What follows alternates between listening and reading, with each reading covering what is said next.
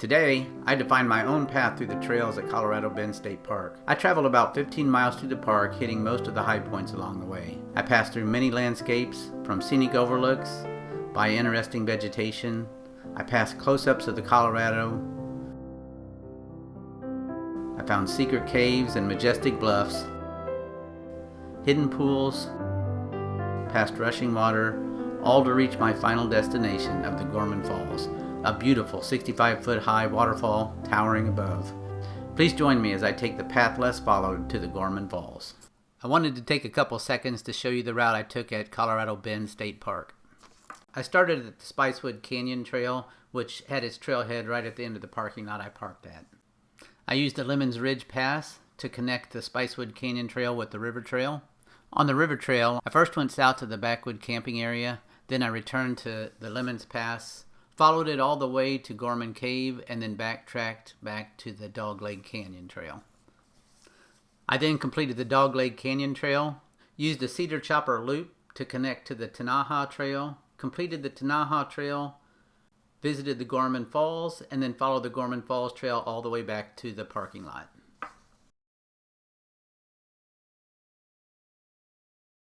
By creating my own custom route, I was able to see 5 of the 7 points of interest and create a challenging route of 13.4 miles with 1,877 feet of elevation. Starting out from the parking lot, I'm heading towards the trailhead.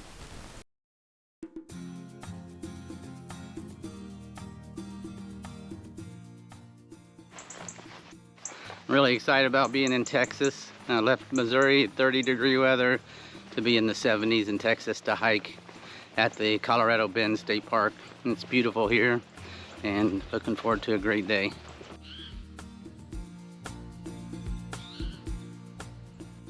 Man, the prickly pear cactus is everywhere. Funny story, when I was a kid, probably 5 years old, I got a brand new cowboy outfit and I was so excited about it. And my parents took us out to my aunt's farm and I sat down on a prickly pear cactus. Filled it full of thorns, and needless to say, they threw my brand new cowboy outfit away. Hey, I wanted to show you what I was using for hydration. This is a soft flask, and it's in a Gossamer Gear bottle holder, and it's really nice because soft flask shrinks as you drink out of it, and so you can just lean over and get a drink with no hands, and it's pretty nice. It's a really cool looking tree. It's all twisted around itself, the bark is, and you can see the river just beyond. The trail splits here, and I chose the Spicewood Canyon trail.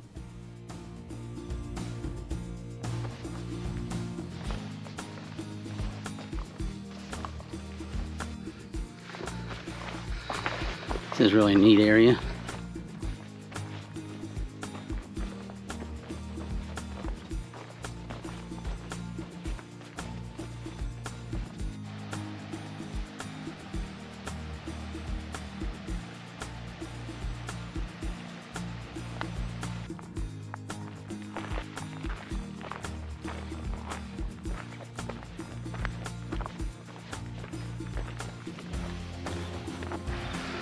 Another gorgeous overlook.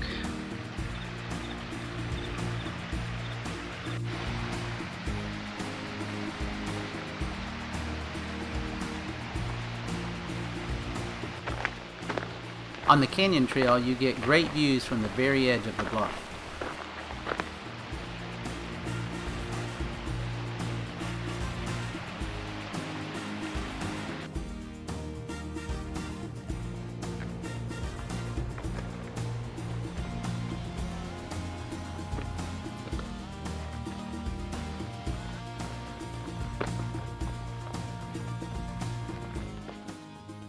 The Canyon Trail and the Springs Trail join back together here, and I go to the right to continue my journey.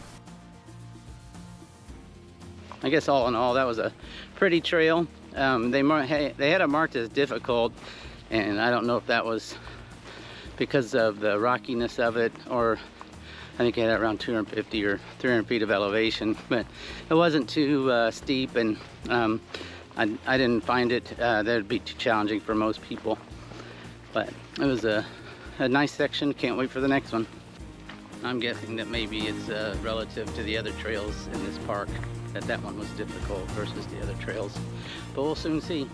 I think the key features of the Spicewood Canyon section would be oddly shaped trees, beautiful overlooks, and cactus.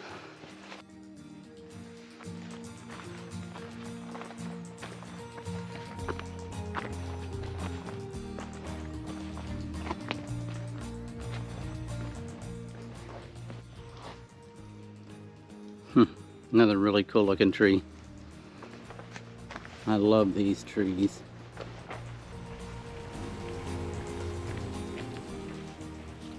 The only road crossing I had took me to the next section of trail.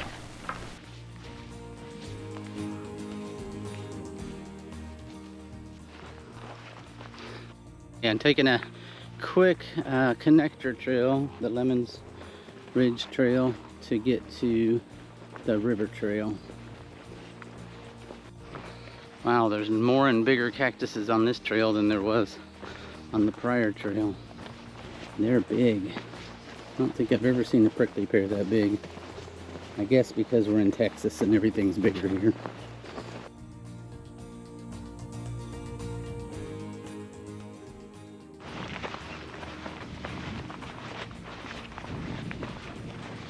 So we're going to take a detour to go look at the backpacking area. Adding a 0.4 of a mile to our trip.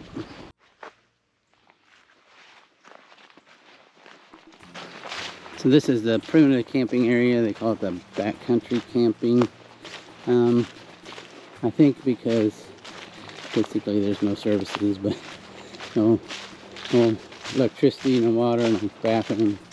But it does have some pretty nice views of a bluff and the river. I'm going to go down just a little ways and show you the view.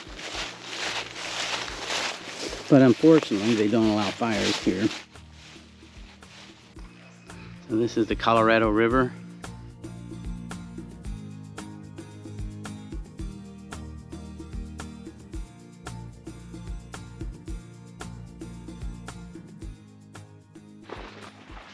Alright, I just passed the intersection of Lemons Ridge and the river trail, and I got 1.4 miles on the river trail before Dagleg Canyon, and but I am actually going to go past it for about a half a mile so I can see Gorman Cave, and then I'll come back and do Dagleg Canyon.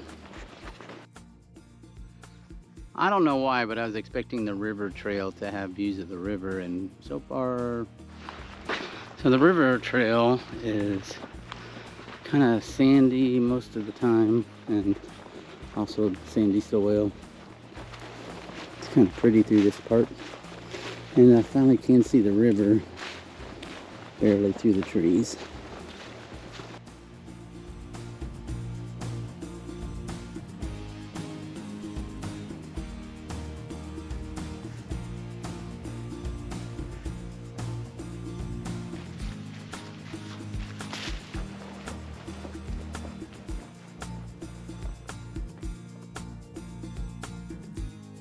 You get to see the river, and it is pretty and it's big. Man, I didn't realize the Colorado River was so wide. Okay, this is more what I was expecting for the river section. It's just beautiful with the changing colors of the leaves, the backdrop of the river. Very nice.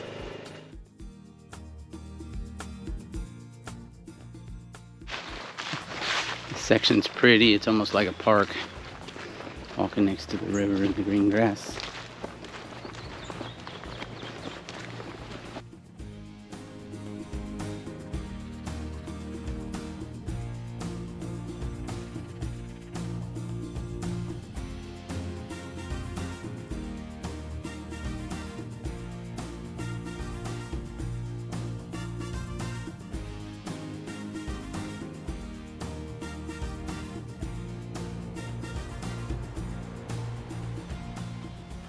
Okay, I'm at the intersection of the river trail and Dagleg Canyon trail. and this is actually where I was going to turn, but I'm going to go up. I think it's about a half a mile, so about a mile round trip to see the Gorman Cave.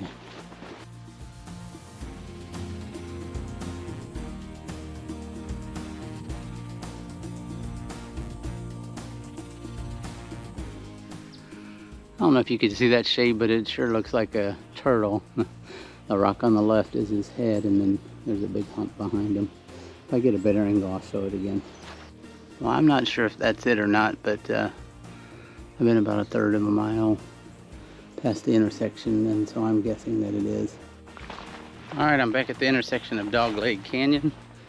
I'm gonna turn on that, and I think it's about 1.4 miles down that trail. So Dagleg Canyon started basically with an uphill and very rocky. This is my kind of trail.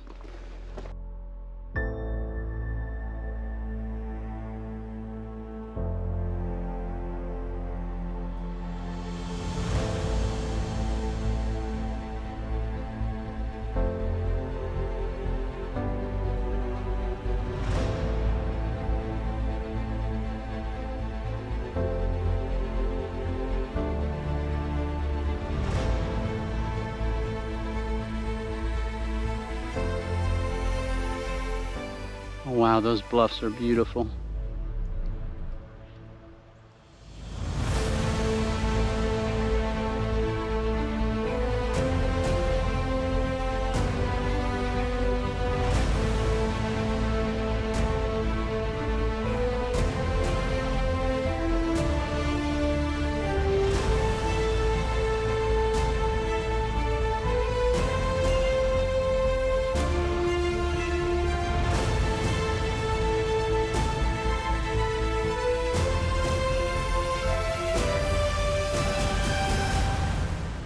This is the end of Dagleg Canyon. I'm heading on the Cedar Chopper Loop, which is just a small loop that's used as a connector of, I don't know, 5 or 6 trails. So the next trail we're going to hit is Tanaha, which is, as stated in the brochure, the most difficult trail.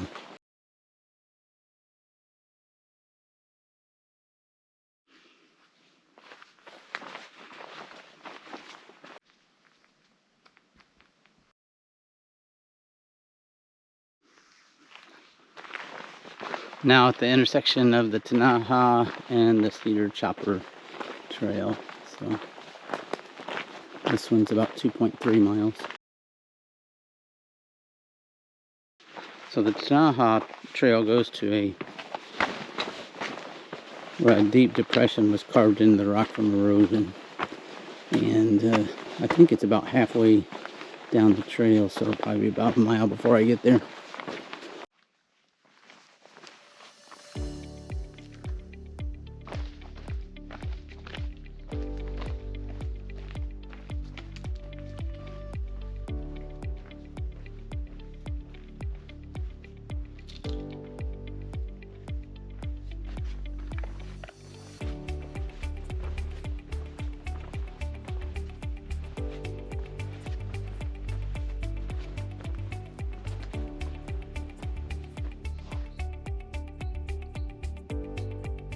There's giant yuccas up there. They look really nice.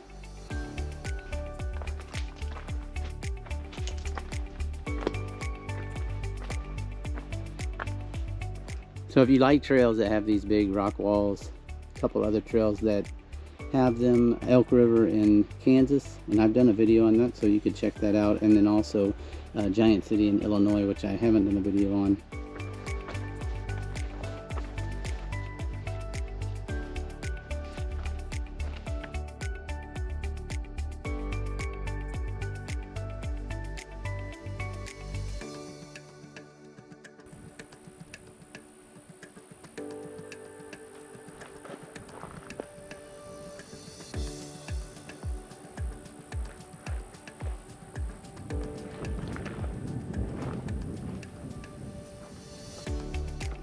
Those gigantic yuccas.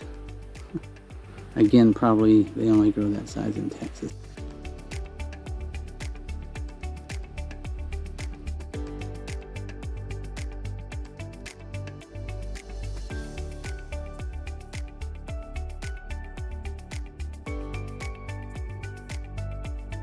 Put my hand in to show you in comparison how big those are. Okay, I'm finally finished with the Tanaha Trail, and now I'm going to Gorman Falls.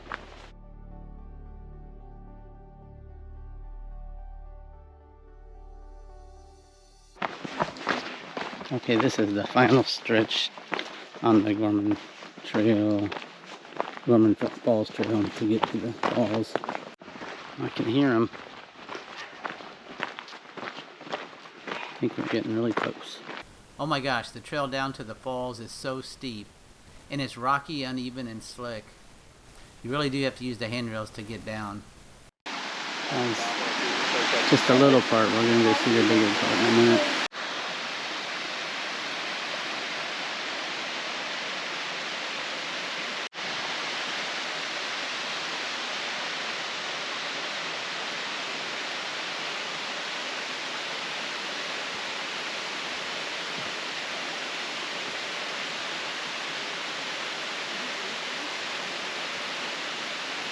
If you're enjoying this video, please take a moment and hit the like button.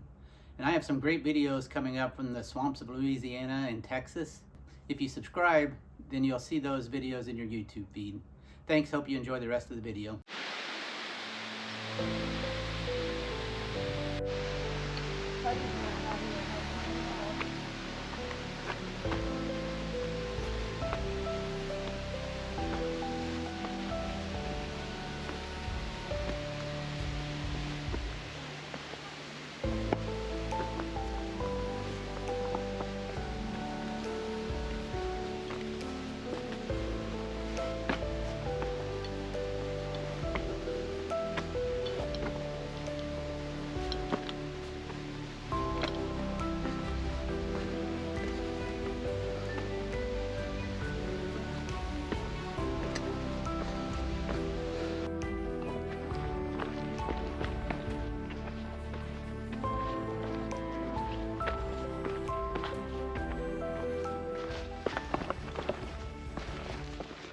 So my overall thoughts on the trails at Colorado Bend State Park are exceptional. They take very good care of the trails. In fact, I was kind of thinking to myself, this is like driving to some place that you're really familiar with. You don't even have to think about it. You don't have to think about where you're turning, because the trails are that well maintained that it's obvious. I didn't pull my GPS out once over the 13 or 14 miles today, and never got lost. And that's with me kind of designing a complex way to go. So anyway, trails are well maintained. It's a beautiful park, and I really enjoyed it today. So I don't know if I missed anything that I wished I hadn't, but I saw probably 80% of the trails, and I hit 7 of the 8 high points that they recommend. So I think I did good.